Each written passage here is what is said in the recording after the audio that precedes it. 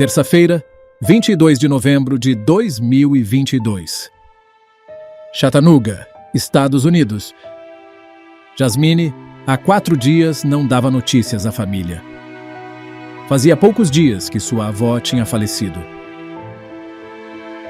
Há pouco tempo, ela já havia sofrido intensamente com a perda de um irmão. Então, pensaram que ela estava enfrentando o luto ao seu modo.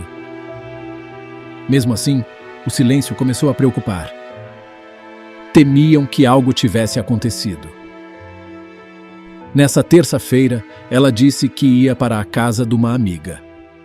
Mas no dia seguinte, na quarta, ela enviou uma mensagem dizendo que não voltaria nessa semana. Catherine, sua mãe, achou muito estranho, pois essa quinta era o dia de ação de graças e a família costumava passar esse dia junta.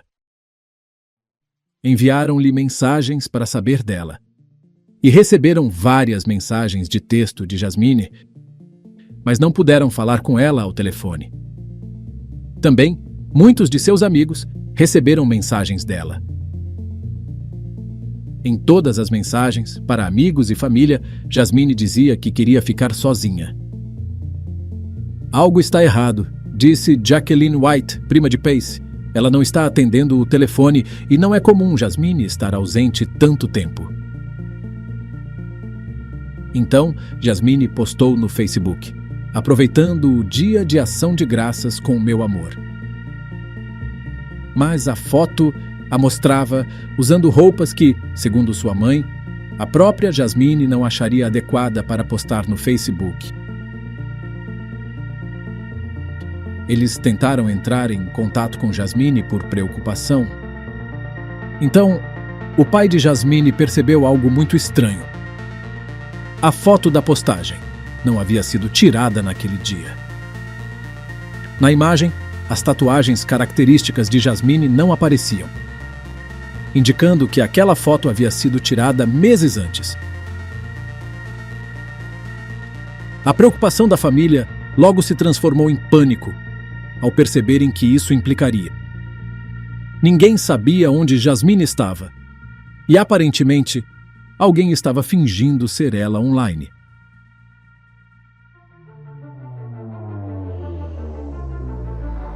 O que teria acontecido com Jasmine? E quem seria esse amor que ela mencionava e que ninguém conhecia?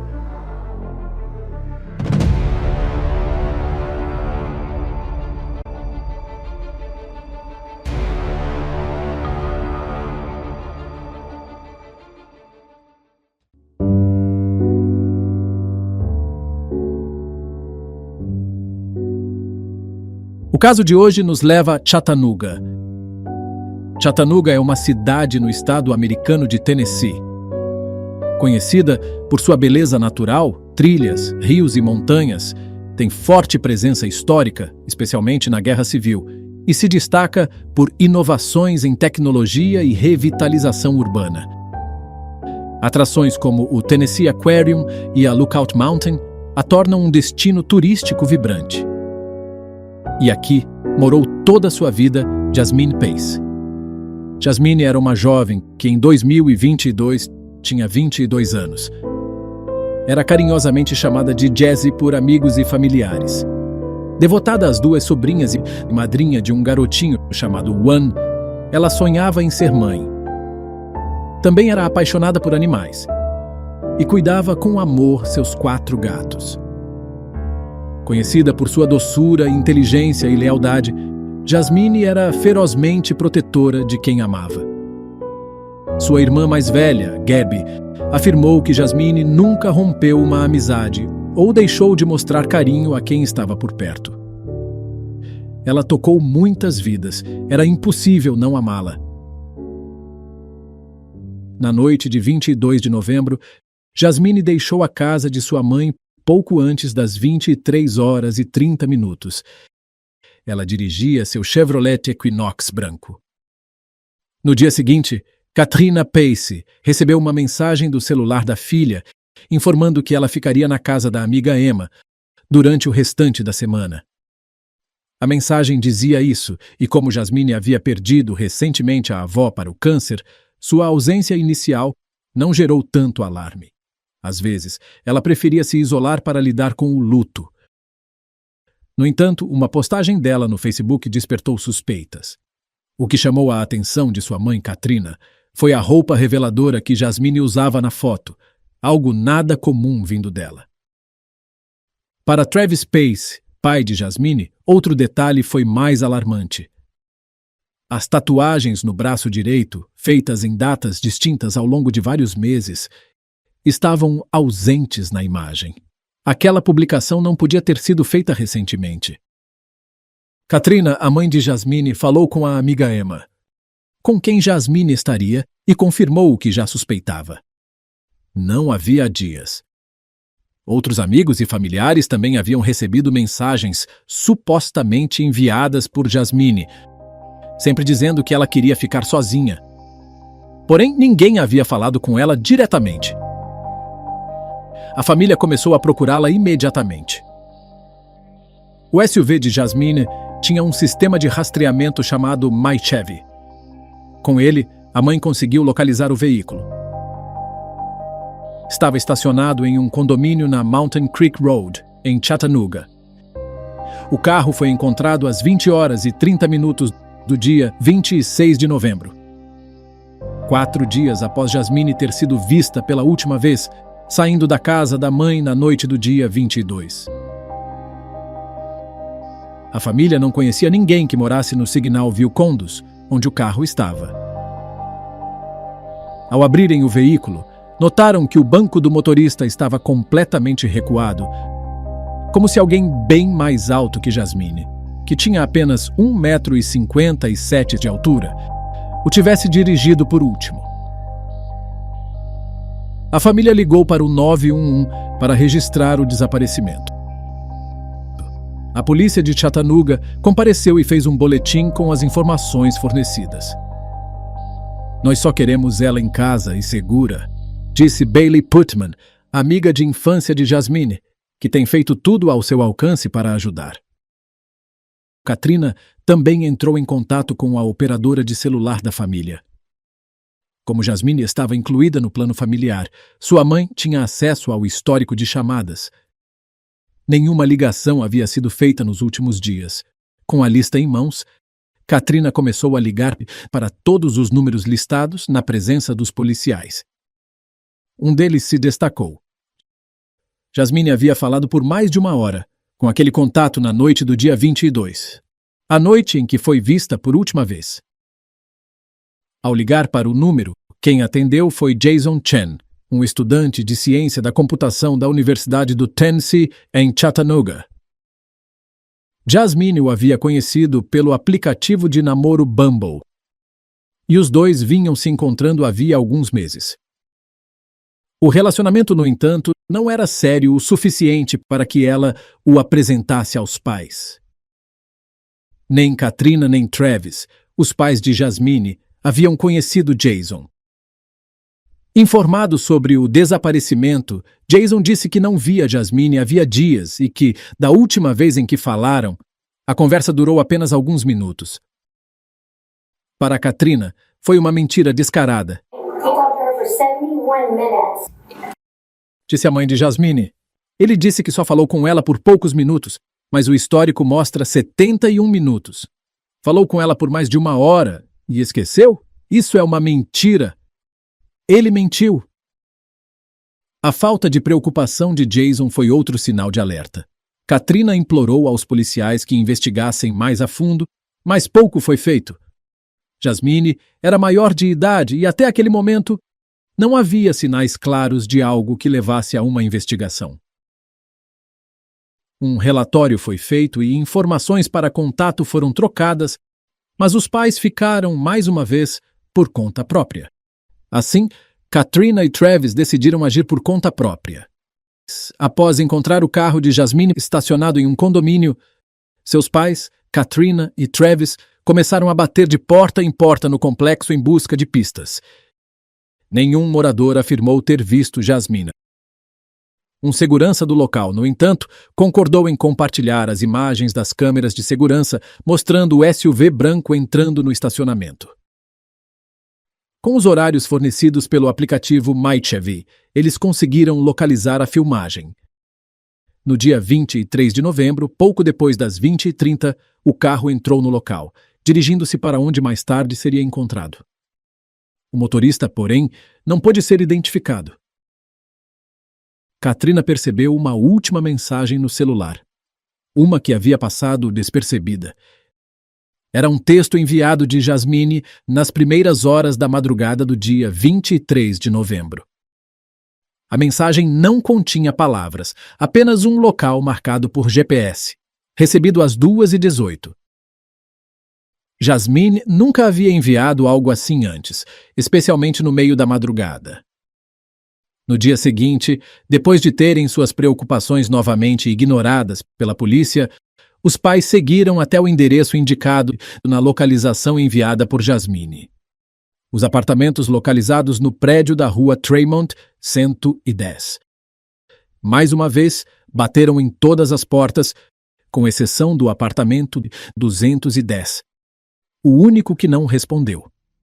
Moradores contaram que ouviram uma forte discussão vinda daquele apartamento, por volta das 2h15 da madrugada do dia 23.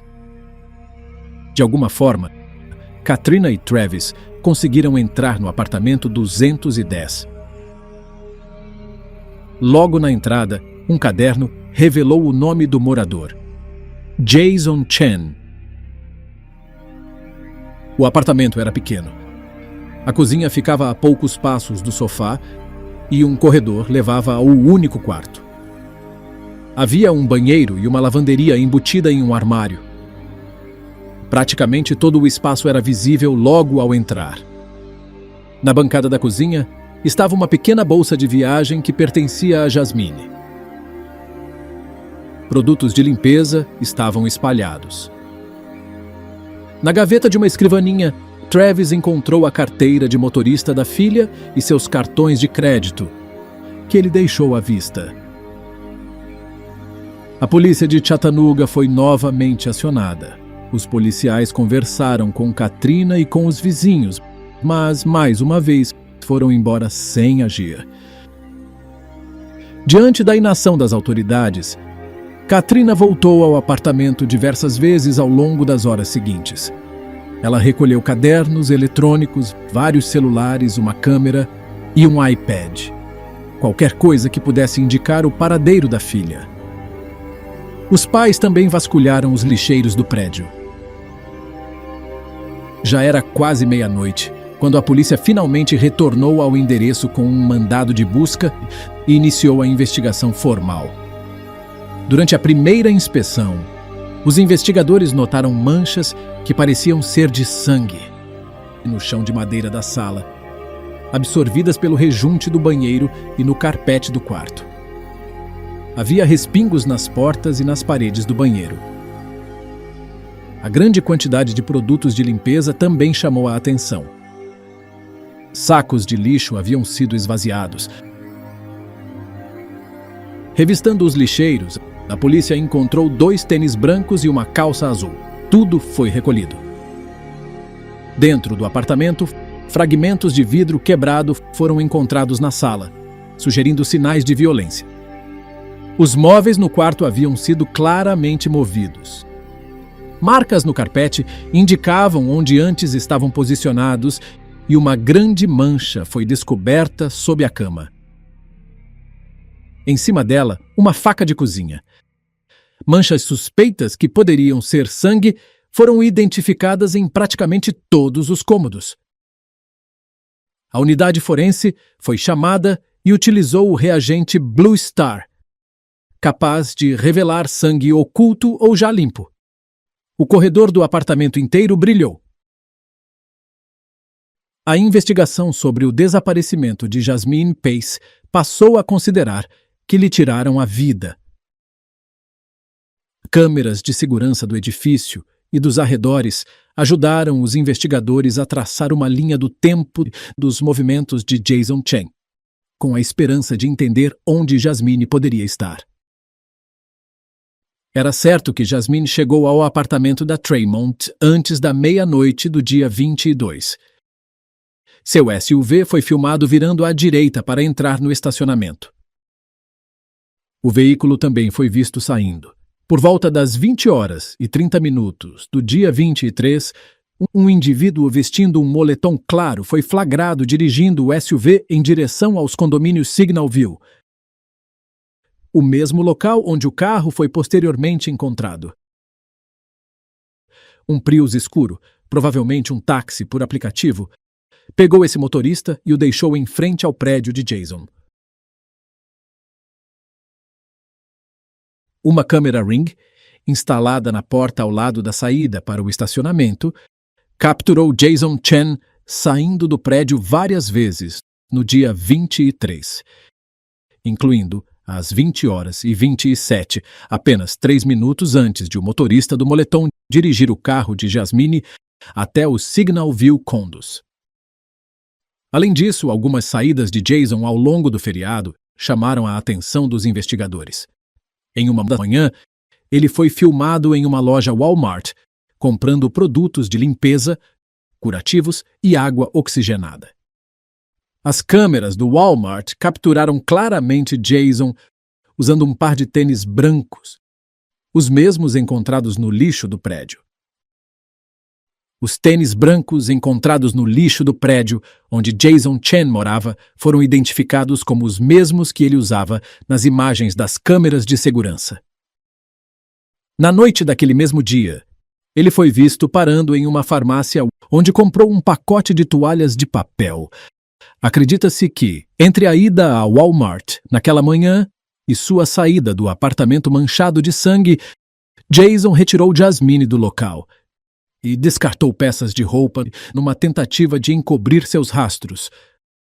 Ao rastrearem os passos do estudante de ciência da computação pelas câmeras espalhadas por Chattanooga, os investigadores foram ajudados por um detalhe distintivo: seu moletom branco. A peça chamativa permitiu identificá-lo mesmo em imagens escuras e de baixa qualidade. Por volta das 18h do dia 23, o moletom branco apareceu novamente nas imagens. A figura lutava para puxar uma grande mala pela porta da frente do prédio em direção ao estacionamento. Momentos depois, o Toyota Camry preto de Jason foi filmado deixando o local.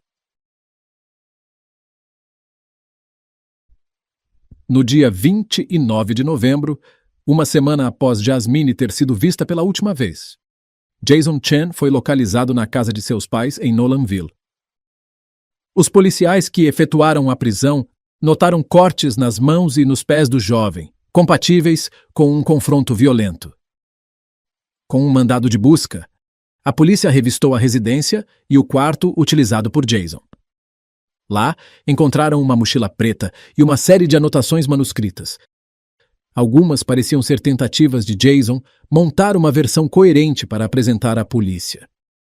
Numa das notas, ele afirmava ter visto Jasmine pela última vez no dia 19 de novembro e que haviam conversado no dia 22. Tentava retratá-la como alguém instável. Mencionava um suposto histórico de fugas, uma ordem de restrição contra um ex-namorado e até mesmo que a mãe de Jasmine era alcoólatra. Ele chegou a escrever que ela havia sido uma pessoa sem teto. Tudo indicava uma narrativa fabricada para convencer os investigadores de que Jasmine era uma desaparecida habitual. Dentro do estojo de óculos de sua mochila, os detetives encontraram um chip de celular. Era o chip do telefone de Jasmine. O celular de Jason também foi apreendido. E, ao analisá-lo, os investigadores encontraram uma foto de Jasmine no banheiro do apartamento dele, tirada na noite em que ela desapareceu. Havia também capturas de tela de mensagens de texto trocadas com ela, mas só ficaram as capturas, os textos reais haviam sido apagados. Na manhã seguinte da noite em que Jasmine desapareceu, Jason enviou uma foto com a legenda: "Dormi como um bebê". Mais tarde, mandou outra mensagem perguntando: "Ainda está de pé o jantar de hoje?" Mas os dados das imagens mostraram que as fotos haviam sido tiradas 2 anos antes. Do telefone de Jasmine, os dados revelaram que o aparelho havia feito o trajeto até o Walmart com Jason naquela manhã. Mesmo que ele tenha sido filmado, sozinho, dirigindo e fazendo compras. Após carregar a mala em seu carro, os registros do celular mostraram o trajeto que Jason fez até Suck Creek Road, uma estrada que corre paralela ao leito de um rio. Na quinta-feira, 1º de dezembro, investigadores que faziam buscas ao longo da margem do rio avistaram um item: a mala de Jason Chen. Dentro dela estava o corpo de Jasmine. Ela estava envolvida em 3 sacos de lixo e algemada. Seu braço direito estava preso ao tornozelo direito e o tornozelo esquerdo estava algemado ao cotovelo direito. As algemas não eram do tipo usado por policiais, eram frágeis, e uma delas estava com a corrente quebrada. A autópsia revelou que Jasmine foi atingida com uma faca. Mais de 60 vezes. Com a maioria dos ferimentos concentrados no lado superior esquerdo do corpo. O cabo da faca havia sido arrancado do peito dela. Em dezembro de 2022, um juiz fixou a fiança de Jason Chen em $5 milhões. A brutalidade do crime gerou revolta pública e muitos se mostraram indignados com o fato de ele ter recebido a possibilidade de fiança. Naquele ponto, a polícia já havia montado uma linha do tempo completa, que incluía provas de que Jason usou o telefone e o chip de Jasmine para acessar suas contas bancárias, redes sociais e até para publicar atualizações falsas após sua morte. A uma mulher que conheceu no Tinder, ele enviou uma mensagem: "Acho que estamos namorando agora", enquanto Jasmine provavelmente ainda jazia morta em seu quarto.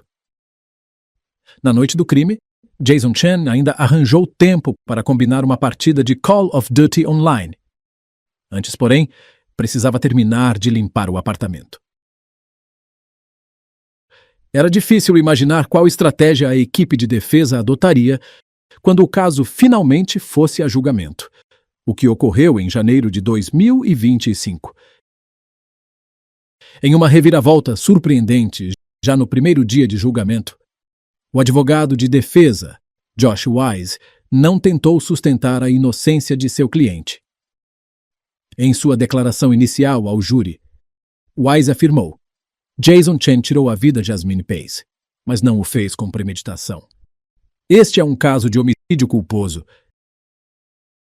Embora o Estado não buscasse a pena capital, Jason enfrentava uma possível condenação à prisão perpétua, sem chance de liberdade condicional, se o caso fosse como doloso, ou seja, que tirou a vida de Jasmine com premeditação. Assim, sua melhor chance de defesa era tentar reduzir a acusação. Então teria atacado sob forte emoção ou provocação. Wise, o advogado de defesa, apresentou o seguinte cenário: o casal teria passado a noite bebendo vinho no apartamento de Jason. Em determinado momento, Jasmine teria ido até a cozinha buscar outra garrafa e escutado notificações do aplicativo de namoro Tinder, vindas do celular de Chen. Enfurecida, ela teria iniciado uma discussão e, segundo a defesa, atacado Jason com uma taça de vinho quebrada. Alegou-se que Jason, em reação impulsiva, teria pegado um canivete de cozinha que usara anteriormente para abrir a garrafa e que havia deixado na mesa de cabeceira do quarto. Foi com essa faca que ele teria esfaqueado Jasmine. A defesa ainda tentou justificar as algemas encontradas no corpo da vítima, alegando que Jason, em pânico, as utilizou para conseguir colocar o corpo dentro dos sacos de lixo e da mala. A linha do tempo do crime e da tentativa de encobrimento foi cuidadosamente reconstruída com base em vídeos, dados de celulares de ambos e testemunhos de vizinhos. A moradora Courtney Brewer relatou ter escutado uma briga por volta das 2 horas da manhã entre os dias 22 e 23 de novembro. Eu fui acordada por um grito. Peguei o celular para ver as horas porque pensei em ligar para a polícia. Eram cerca de 2 horas. Ouvi uma voz feminina gritando algo que não conseguia entender claramente. Depois, ouvi sons de passos correndo em direção à porta da frente. Pareciam mais de uma pessoa. A recriação do possível cenário do caso dependia das provas físicas deixadas no local. Foi aí que o caso se complicou. Jason havia usado diferentes produtos de limpeza no apartamento e descartado diversos objetos, incluindo a faca quebrada. Além disso, o local foi acessado e vasculhado por Katrina Bean, a mãe de Jasmine, em várias ocasiões, o que levantou suspeitas de contaminação da cena do crime. A defesa chamou seu próprio perito para destacar mudanças no ambiente, entre a primeira visita policial e a posterior coleta formal de evidências. Móveis foram reposicionados, itens haviam desaparecido.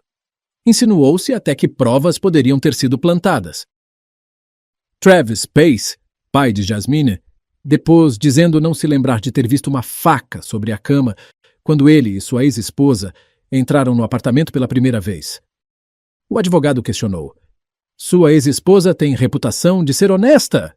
Travis não respondeu, indicando incertezas sobre o comportamento de Katrina ao reentrar na cena do crime.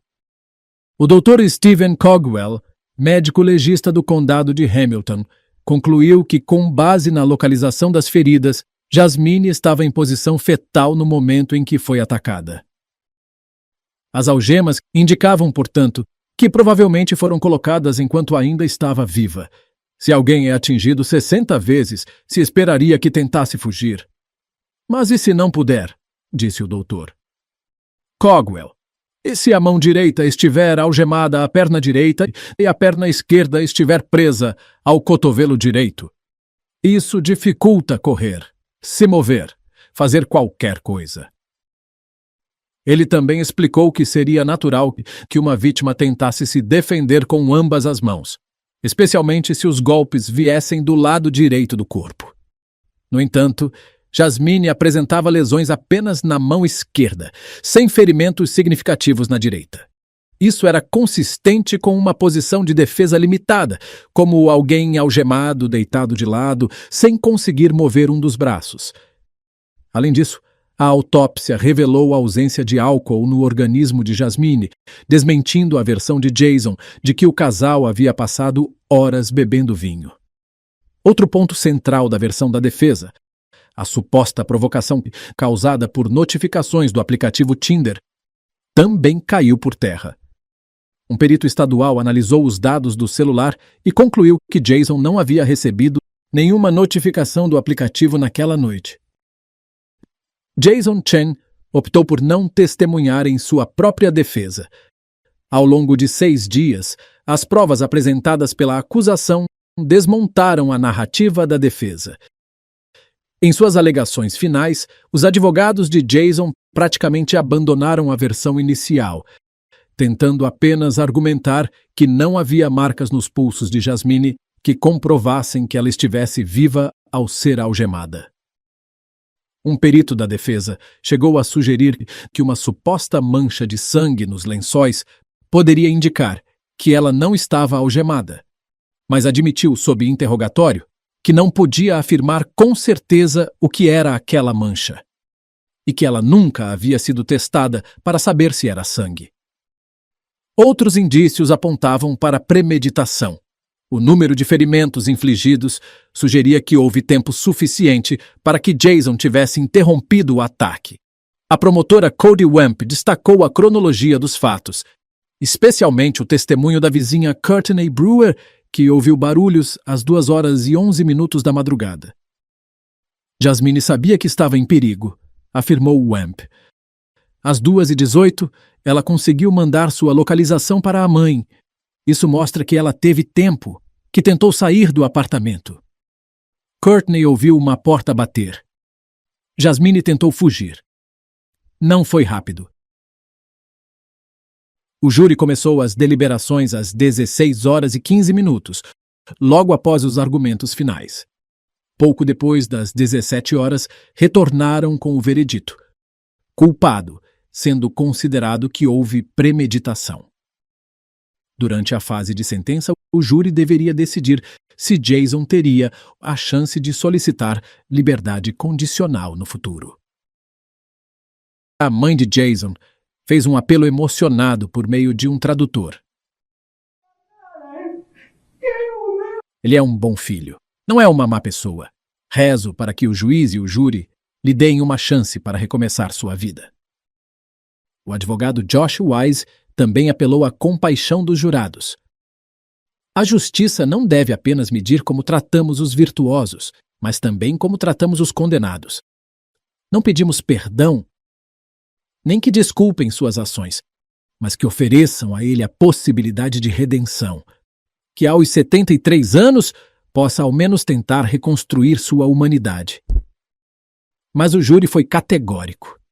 Em menos de uma hora, a sentença foi lida. Consideramos que este caso foi especialmente hediondo, atroz e cruel, envolvendo tortura e sofrimento físico além do necessário para causar a morte. Sentença: prisão perpétua sem possibilidade de liberdade condicional.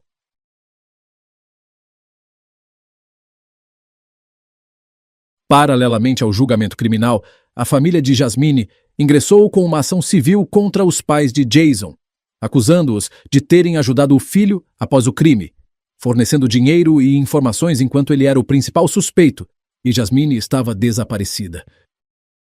O impacto do crime sobre a família Pace foi devastador.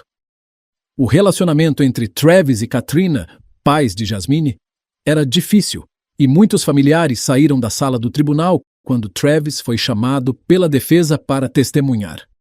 Apesar de todas as dores e rupturas familiares, a sentença final trouxe à família um sentimento de justiça. Jasmine Pace foi lembrada não apenas como uma vítima brutalizada, mas como uma jovem cuja vida foi interrompida por um ato descrito pelo Ministério Público como hediondo, atroz e cruel. Assim damos por finalizado o comovente caso de Jasmine Pace. Até o próximo mistério resolvido.